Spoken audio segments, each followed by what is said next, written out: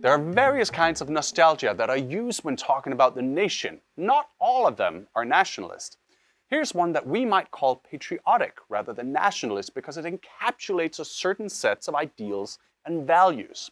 John F. Kennedy's short reign as President of the United States was often likened to the reign of King Arthur and the Knights of the Round Table in Camelot. That was a kind of idealized meeting of democracy and virtue. But recently, nationalist nostalgia has been much in the news thanks to the many right-wing governments coming to power in the last few years, all promising a return to racial purity for their nations.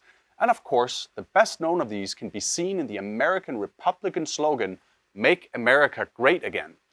So a slogan like this hark back, of course, to some golden era in which the nation was the best that it could be, a faithful representative of the central ideals of its people.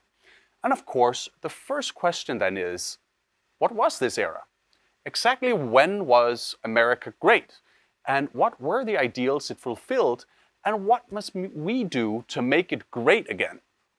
Well, if you were wondering what could possibly be the answers to these esoteric questions, a publication called The Crusader, the political voice of the white Christian America, which advertises itself further as the premier voice of the white resistance, gives us a very clear answer. Short answer to that question, it says, is simple. America was not great because of what our forefathers did, but because of who our forefathers were. America was founded as a white Christian republic, and as a white Christian republic, it became great. Unquote. Again, we can see that none of this is based on fact. What it is based on is a sense of religious and racial purity. And clearly, one cannot maintain racial purity literally or symbolically without complete control over the sexual and reproductive rights of women. If the resistance is valorized as white, then the supremacy of the white male is severely undermined by white women dating non-white men, and the fear of diluting the racial bloodline by introducing biracial children is obviously very real. And really, Kiti, was America ever racially pure? Considering that the European population at the time of the forefathers was a small minority among large populations of Africans and Native Americans, this so-called golden era never really existed, did it? Well, you know what they say, Thomas. Nostalgia is a yearning for a past that never happened. So yes, in other words, not only is this golden past fake, it is also gendered very specifically as male.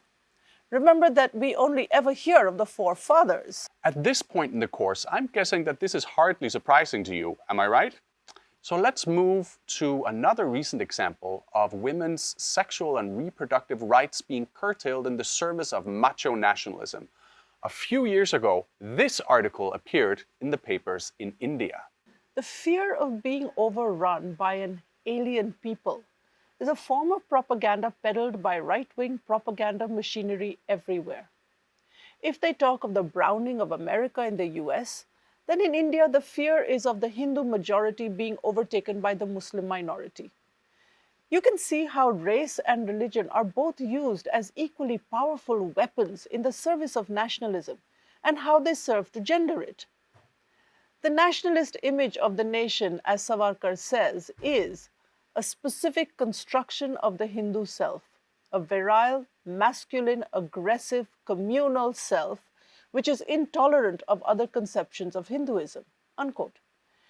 Needless to say, those other conceptions of Hinduism would be tolerant, gentle, and inclusive, all feminine traits that have no place in the masculine nation.